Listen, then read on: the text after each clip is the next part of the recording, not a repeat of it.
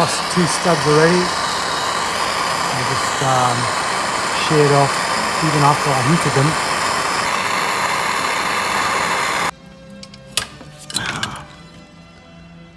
That's what happens. The reason I'm taking these off is because I have to clean them. They need to be sandblasted, and this one is leaking slightly, so not a problem. We'll just weld a stud onto that, sort that out. Alright, let's get these sand grip blasted and see how much we can use.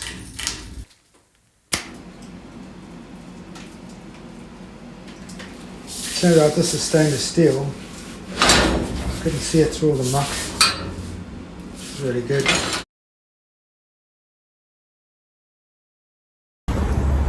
Hi folks, welcome back to the channel. Today I'm going to do something a little bit different. I've been asked a few questions about people have seen bicycles in the background and wonder how that's connected with my restoration. Well, this is my company CarbonBikeRepair, which is my day job, which is why sometimes I'm delayed in getting videos out. It's a fairly complicated business of carbon repairs. It's the ultimate restoration in carbon bicycles.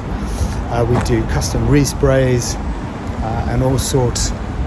This is the reception here. The thing with the motorcycles is it gives me a break from working in carbon fibre, which is my speciality.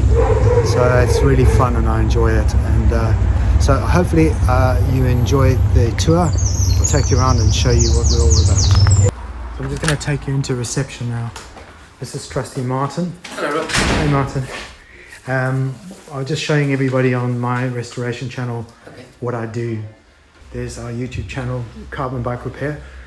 If you're interested in us, have a look. It could do with a lot more support than it's got right now. It's called CarbonBikeRepair, and we have quite a few videos on there showing all sorts of different things, custom resprays, some interesting repairs, some controversial repairs. It's all there, so please don't have a look at that and support that channel too. Here we have the forensics room where we do inspections on bikes that are damaged in maybe an insurance claim. Here we have quite a few bikes. As you can see, they're all getting ready for inspections for this week. This is where all the bikes, once they've been repaired, restored and QC'd, they will then come here into this room. We like to lux out during lunchtime, so we built a nice pub. Some more bicycles going through the system. There's Jamie. He's the guy who checks out all the bikes for us, kind of as he's doing right now. And Mona does all the bookends and takes all the flack from the customer, don't you, Mona? Yeah, exactly. Let me take you into the main repair section. This is the repair area. They're on lunch now, so it's a bit quiet. You can see it's quite full of equipment and so on, but this is basically different stations that do different things to the bikes. Here is the baking room, which cures this particular type of epoxy. These bikes are going through. Once they've been repaired, they get sent through. Here you can see some of the repairs. Absolutely seamless. And this is the main painting area. You can see we've got 1, 2, 3, 4 and 5 booths here, and this is the polishing prep area.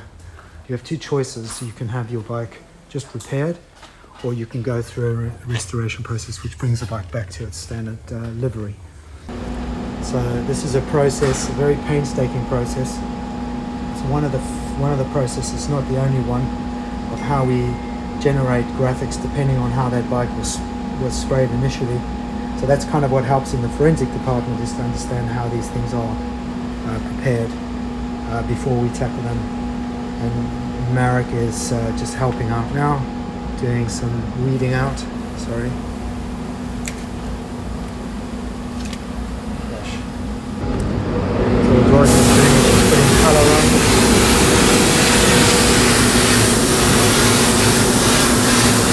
Let me take you into the custom shop. Here we do bicycles, motorcycles, vintage car parts, all sorts. You might recognize that. It's on display. You can see what he's doing is he's touching up a bike. You've seen him before. He's doing a rather complicated respray of a Panarella that was snapped in half. There's more spray booths there. There's the sandblaster. You've seen work being done in there. Here's a 1972 Norton Commando 750 which is being done. We're just finishing off the tank here. All these bits are being sandblasted. You can see what a wonderful job this particular aggregate we use does to the materials. It doesn't actually eat the materials but the primer base. Here we had to do some work to repair what was an axe attack by an ex-wife on this bike. This was snapped off. It was hastily repaired but not very well done, so we restored that in fiberglass. There's also a piece missing on here. This was missing, so that was rebuilt. Here you can see a full respray of a custom bike for someone in Singapore. Here the customer had no choice but to come and send this bike to us. So this bike has now been fully resprayed in a different color. It used to be black and white. It was missing material here and here. You'll see this in the, you can see here what it looked like before. So we've done, I believe, a really nice solid job on this. It's been QC tested and yeah, it's good to go. It should be finished today. So Ake and I were talking about the VFR because we're at a stage now, aren't we, Ake, where the engine's nearly done. What I'm thinking is that instead of spray like the full bike with that kind of effect, let's say, which will be maybe too much, just try to move from that to the logos and just do it just on the logos. And maybe on the, like the Honda graphic? Maybe not on the Honda one, because that is, in my opinion, is like the manufacturer brand, so I will keep that as the original one, but maybe we could do something special on the VFR. Oh, I see. Exactly. Okay. What about? It will be a VFR with a factory design, let's say, but a bit special. So there you are. You can see it's quite an involved process. There's no question about it. I'm fully immersed in restoration all day long. So my restoration channel is just a part of what I do. At the moment, it's obviously a huge passion of mine because I've been doing bicycles now for 12 years. I love carbon. I think it's really suited to bicycles. But there's also other strings to my bow, as you'll see over time through the channel. But if you could have a look at Carbon Bike Repair, go and support them if it's something you're interested in bicycles, if you cycle yourself, if you're concerned about your bike. And I know this is a slightly different video, but there have been a few questions about what I do during the day. And as you can see, restoration is my life. So I'll see you on the channel with something more expected.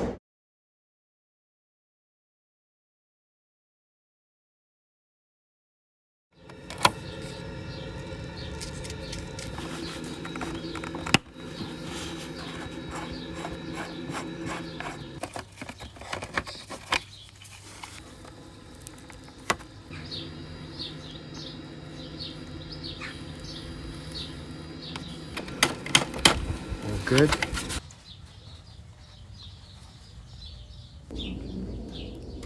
Slowly build this in.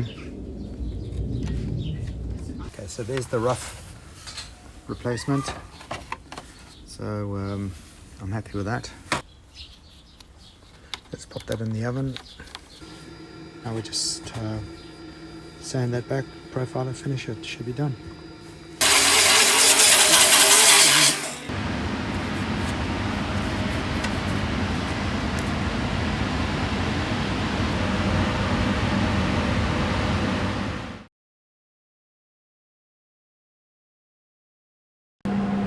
You can see up there the stud is snapped off. You can see the state of these studs, they're just rotten. And what I'm going to do is I'm going to set one of these up and I'm going to place it over this hole that the MIG welder has quite a reach, because I really want to try and hit the middle of that stud and then build out some mild steel around this. Okay, weld a little stud on that. Okay, I've just welded that on. I don't know how well it's going to grip. Okay, that just snapped off. Okay, I've had several attempts at getting this out. Finally, I started to move it, so I've just started to film it for now. What I did was I went up to a 17 nut, and the reason is that when you, first of all, the voltage has to be right. It kept snapping off the stud, but what was okay was that it wasn't doing any damage to the surround, so I kept increasing the voltage on that machine until it was penetrating the stud enough for me to turn it. Believe me when I tell you that is the stud turning.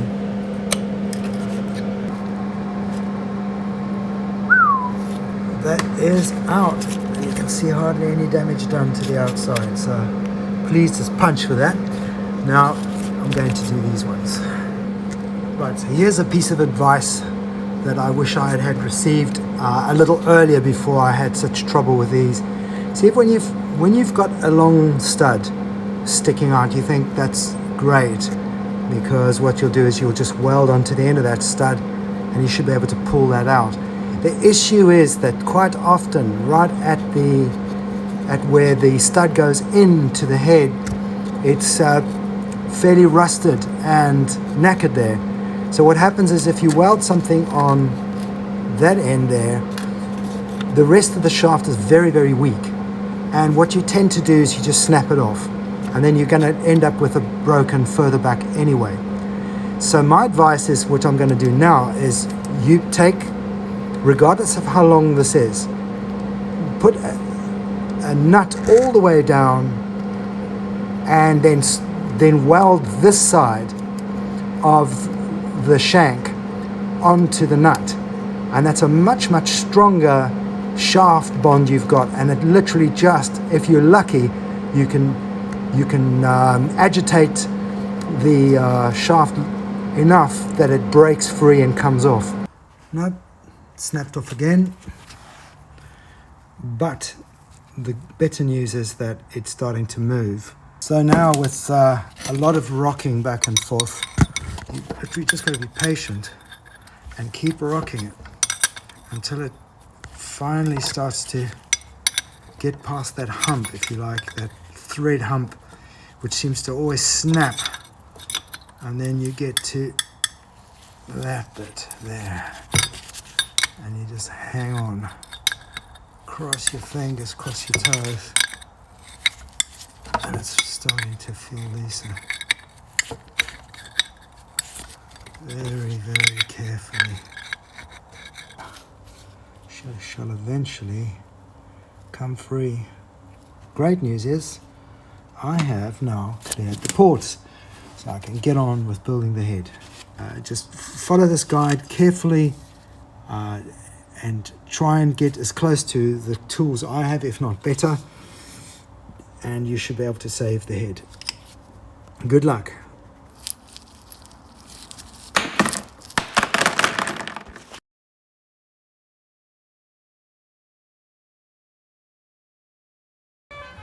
It was 172 and we're looking for 167. Now, I needn't tell you how careful you've got to be. You cannot drop these. I actually prefer to do this without gloves because gloves just get in the way. There, make sure it's well inserted and then put the bucket over. And there it is. So the space has been changed, and now we'll do the other ones. So we've just fitted 3, so we can close up 1. So let's do some gasket cleanups now. As we look at these gaskets here, the question is, should you replace them or can you use these again? it's a mixed bag really. There's a lot of folks who say, no, you definitely have to replace them. They're 40 pounds a gasket. If they're not leaking, you got to seal them, but you want to seal them around these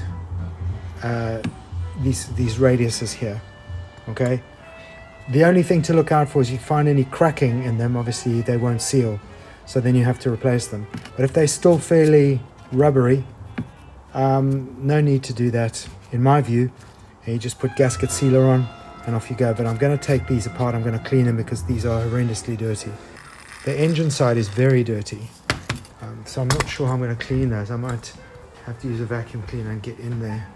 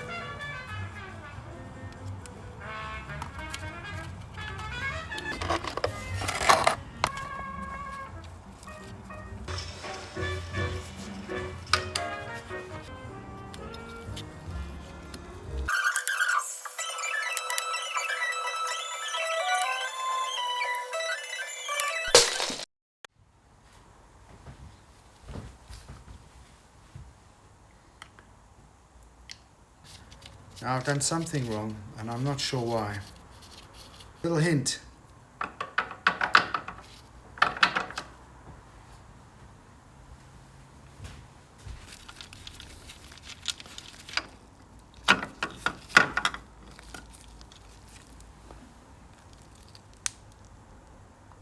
Everything was set down. But whatever, that's gone. So now I'm going to have to, I believe, because these are set for these camshafts, they should not be changed out. This entire head's going to have to be replaced. I must have had this in the wrong position. Something was not right. I wonder if that was already starting to fail. I see it's...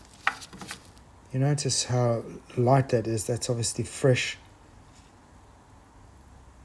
clean brake, and this has been, this looks wet. I don't know. Could this have been failing?